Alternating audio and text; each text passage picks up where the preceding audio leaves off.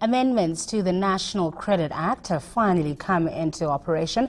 The amendments significantly increase the requirements for affordability assessments to be done by unsecured lenders before granting loans to consumers.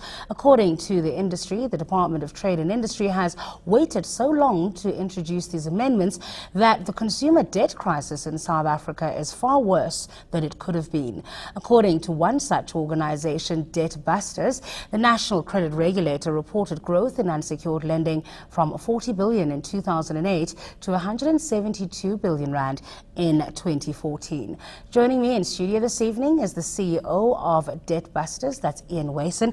Ian, thanks so much for making the time for us today. Could you explain exactly how stringent the new requirements are going to be when it comes to the affordability tests? Good evening. The requirements are not quite as stringent as we'd hoped for, but they still go a very, very long way into improving the affordability tests that some credit providers currently have in place. To flesh it out a bit, within the National Credit Act, which came out in June 2007, it said that credit providers had to do an affordability test before they lent any credit to an individual.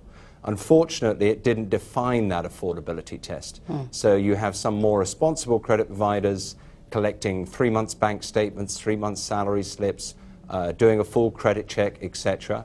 But you have some more unscrupulous credit providers who literally their idea of an affordability test is asking the consumer whether they can afford it. If the consumer says, yes, I can, that is an affordability test. So this amendment to the National Credit Act fleshes out exactly what credit providers have to do before they lend money to consumers. So this became necessary because of many allegations of what we've been calling reckless lending, Ian? This is true. I mean, there's reckless lending, but there's also reckless borrowing. So this really comes into effect and not only prevents credit providers from lending recklessly, but it also prevents consumers from borrowing recklessly. So really helping them from themselves and getting themselves mired in debt, which so many South Africans are at the moment. It has taken quite a long time. I mentioned that some people in industry feel that it's taken so long that the consumer debt crisis is actually worse than what it would have been had these amendments come into play a year ago, for example. You agree with that? Yeah, I do. The ironic thing is that the National Credit Act came in to protect consumers, to regulate reckless lending out of the industry, and that came in 2007. And since June 2007, unsecured lending has risen by well over 300%, in the same time that mortgages have only risen by 8%. So there's been this huge increase in unsecured lending.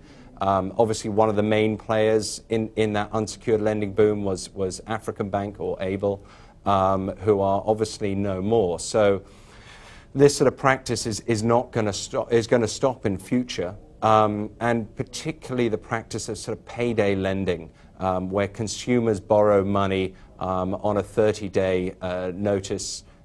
So they borrow 3,000 rand at the beginning of the month, and they have to pay back 4,000 rand at the end of the month. Yeah. A lot of these practices at the sort of the lower end of the market are going to stop.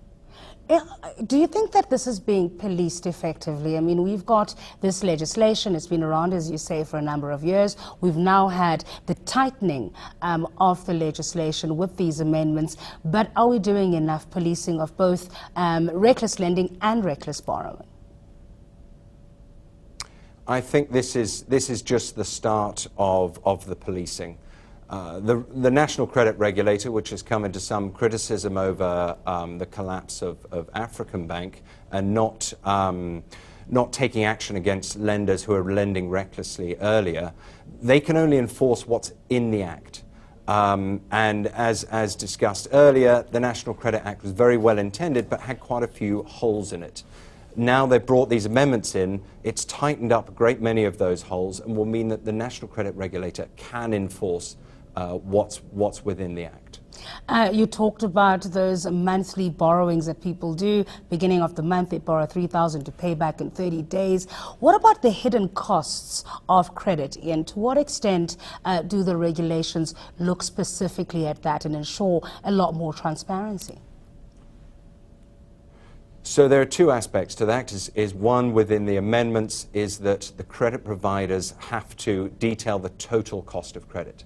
So that's not just the capital they have to pay back, the cost of the interest, the cost of the monthly fees, and the cost of credit life insurance. So at least the consumer will get one picture as to how much money they're going to have to pay back, which is great for showing the consumer what the true cost of the debt is.